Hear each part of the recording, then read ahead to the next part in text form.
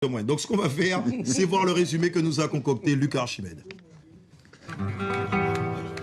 Jour de fête ce lundi sur la 3e étape du Tour, étape patronnée par Guadeloupe la première et qui a dû composer avec une invitée, pas vraiment surprise et pas du tout désirée, la pluie.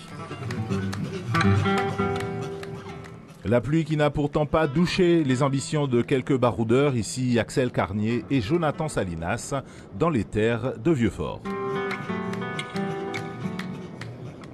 Mais très vite, les choses rentrent dans l'ordre et c'est un trio qui se détache à Capesterre, composé de Maxime Uriti, l'ancien maillot jaune à l'orgueil blessé, Marcel Peschke, l'allemand lauréat de la dernière étape du Tour 2018, et Rosario Guzman, poisson pilote d'une équipe d'Intera, dont on peine à lire la tactique.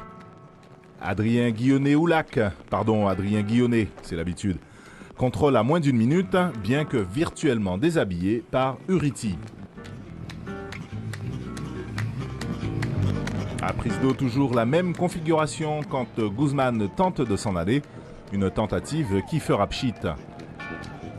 Et dans le même temps, la sélection de Martinique poursuit son chemin de croix. Il faut dire que la chaussée détrempée ne facilite le travail de personne et en plateau, ça meuble. C'est vrai que voilà, on vous rappelle, désolé, les images elles frisent parce que l'avion était obligé de se déporter. Il est obligé de se déporter cet avion parce que les conditions ne permettent pas qu'il survole au-dessus des motos. À propos de moto, une pensée affectueuse pour Jean-Michel Martin et Jean-Marie Mavounzi. Comme il ne s'est rien passé entre-temps, on se retrouve à Salé, abordé par les 3 de devant avec 2 minutes d'avance sur le peloton.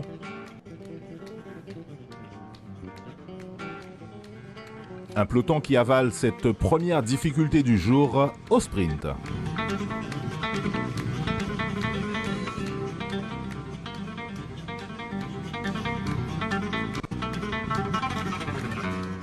Une ascension qui va faire des dégâts. Exit Sidolite, exit Clavier, exit les Allemands Dufner et Froze. Les hommes forts se retrouvent entre eux, une quinzaine d'éléments. À la poursuite du trio matinal. À l'entame de Sapoti, plus que 1,37 d'avance et la partie de manivelle qui commence. Et attention, il y a une grosse attaque à l'avant. Il y a une grosse attaque, le maillot jaune est en difficulté. Le maillot jaune est en difficulté à l'avant parce que Salinas a décidé. Salinas, il est où? Le voilà Salinas. Qu'est-ce qu'il fait Salinas? Il est en train de faire mal.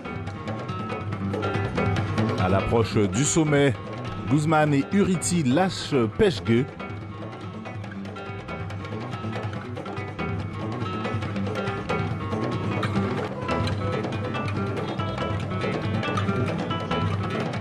Et dans le peloton maillot jaune, Salinas se verrait bien faire coup double après son succès d'hier à Basse-Terre.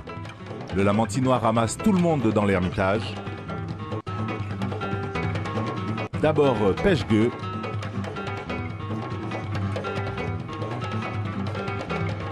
Puis Guzman, à son tour lâché par Maxime Uriti.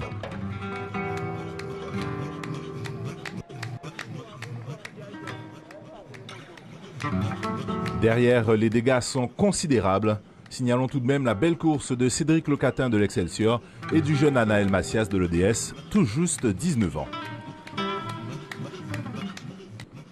Au sommet de l'Ermitage, Maxime Uriti est encore seul, mais déjà bien fatigué.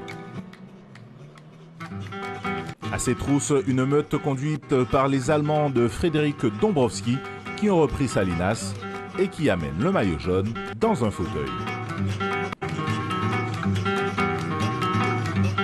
Uriti sera repris dans Basse-Terre avant de s'effondrer. Le temps pour son coéquipier Chassagne de tenter la belle en compagnie du Dominicain Miguel Alvarez. Les deux hommes sortent à Rivière-des-Pères.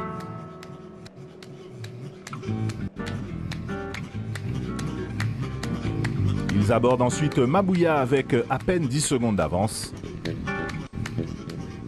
Et le show du maillot jaune qui continue.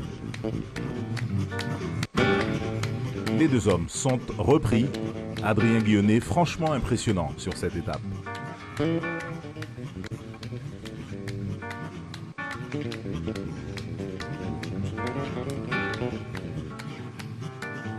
Et Chassagne de remettre ça à 10 km du terme. Après leur déconvenue de la veille, les hommes de Jean-Pierre Duraca se verraient bien en vainqueur à Bouillante. Au courage, le sociétaire de la Team Proimo tente de rallier l'arrivée. Mais Frédéric Dombrowski ne l'entend pas de cette oreille. L'Australien double Chassagne et s'en va avant Monchy pour offrir à son équipe Embrace the World sa première victoire d'étape. Frédéric Dombrowski se livre alors à un véritable contre-la-montre pour s'imposer en 3h50 minutes et 6 secondes à 39,9 km/h de moyenne tout de même.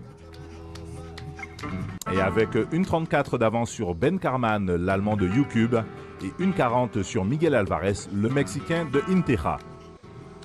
Très solide, Adrien Guillonnet finit à 1,56 après une véritable démonstration de maîtrise. Alors messieurs, après 3 jours de course, les organismes sont-ils déjà bien entamés ?